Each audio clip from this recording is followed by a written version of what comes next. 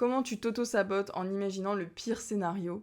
C'est une problématique que j'ai eue pendant des années à m'imaginer le pire scénario, les scénarios catastrophes, les pensées parasites, et qui m'a vraiment limitée, tant dans les émotions que je ressentais que dans ma réalité, puisque je ne voyais que ça et ça prenait énormément de place dans mon quotidien. C'est un sujet que je vois beaucoup en séance, j'ai beaucoup de clients qui ont des pensées négatives, des pensées parasites, qui s'imaginent toujours le pire.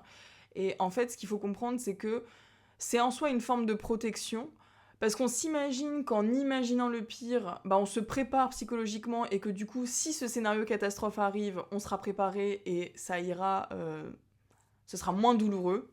Mais dans les faits, et c'est la réflexion que j'ai eue dans mon cheminement, c'est que je me suis dit, mais en fait, dans 100% des cas, en m'imaginant le scénario catastrophe, je vis la situation comme si elle existait.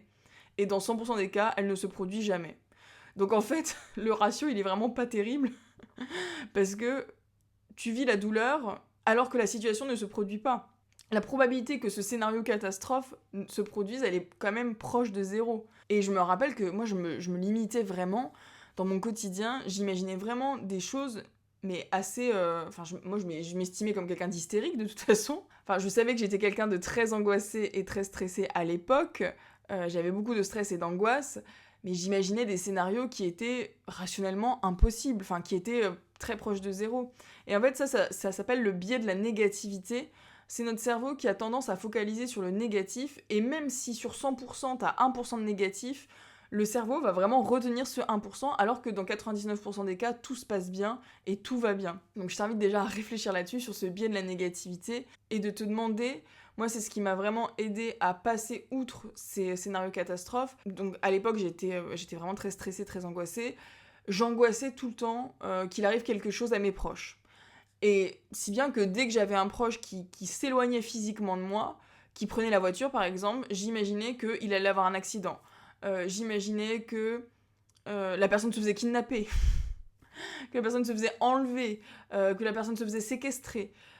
J'imaginais vraiment tous les scénarios inimaginables de films d'horreur, alors que la personne partait juste travailler. C'est quand même assez... Et je me rappelle que des fois, j'appelais la personne pour me rassurer en mode « est-ce qu'elle va bien ?»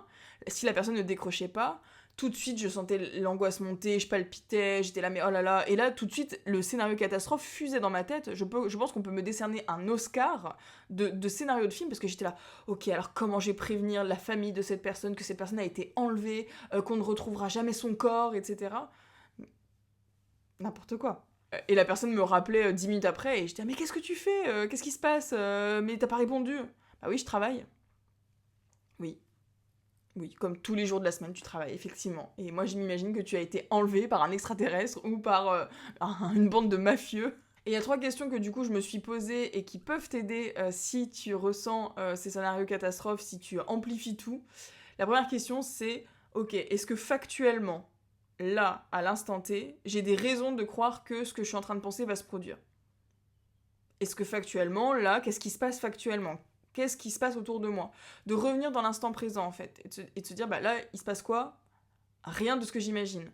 Quand j'avais des angoisses de la personne va avoir un accident de voiture, factuellement, j'étais derrière mon ordinateur en train de travailler. Il se passait rien, il n'y avait aucun signe qui pouvait dire que la personne avait un accident de voiture. En fait, c'est observer tout ce qui se passe en toi et autour de toi pour t'ancrer dans le présent, tout en ayant cette intention de laisser passer ça. Factuellement, qu'est-ce qui se passe autour de moi? Est-ce qu'il se passe ce que j'imagine?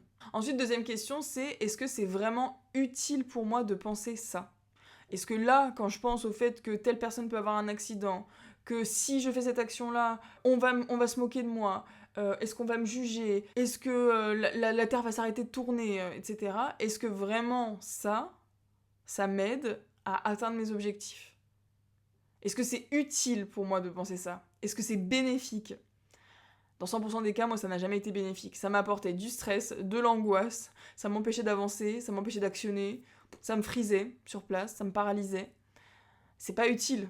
Donc en fait, à partir du moment où c'est pas utile pour moi de penser ça, et que j'ai pas de raison de penser ça, troisième question, vers quoi j'ai envie d'aller? À quoi j'ai envie de penser?